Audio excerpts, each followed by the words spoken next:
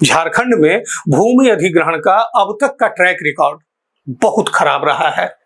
भूमि अधिग्रहण के लिए ढेर सारे कानून हैं। अफसोस की बात यह है कि सरकार भूमि अधिग्रहण के ज्यादातर मामलों में उसी कानून को जरिया बनाती है जो सरकार या उद्योग और खनन करने वाली कंपनियों के लिए सुविधाजनक हो। विस्थापित होने वाले रैयतों के हित हमेशा हाशिए पर ठेल दिए जाते हैं।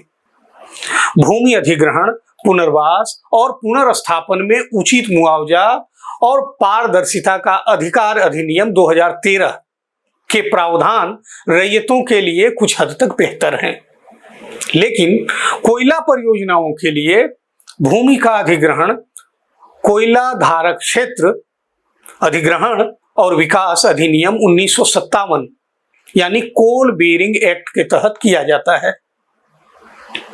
इस अधिनियम में सामाजिक प्रभाव आकलन यानी सोशल इंपैक्ट असेसमेंट की जरूरत नहीं होती है, यानी रैयतों के हाथ का एक बड़ा हथियार पहले ही छीन लिया जाता है।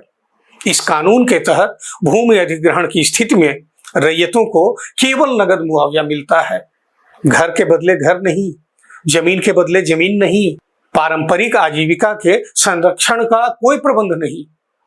कोल बेरिंग एक्ट में किसी ऐसे व्यक्ति के लिए कोई सुरक्षा नहीं है जो पहले से विस्थापित हो चुका है, जबकि 2013 के कानून में कहा गया है कि या तो पहले विस्थापित हुए लोगों को फिर से विस्थापित नहीं किया जाएगा या उन्हें दोगुना मुआवजा दिया जाएगा।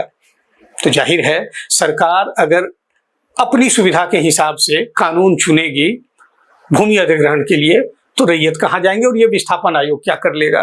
झारखंड के ज्यादातर रैयतों के पास जो जमीन है वो गैर मजरूआ खास नेचर की है, जिस पर भूमि अधिग्रहण करने वाले सरकारी बाबू रैयतों का हक मानते ही नहीं।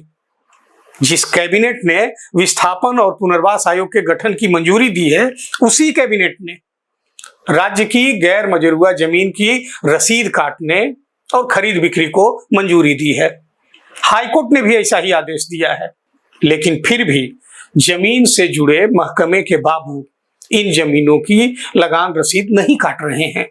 इन जमीनों की रजिस्ट्री भी नहीं हो पा रही है, यानी ऐसी जमीन गंवाने के बावजूद मुआवजा पाना रैयतों के लिए टेढ़ी खीर है।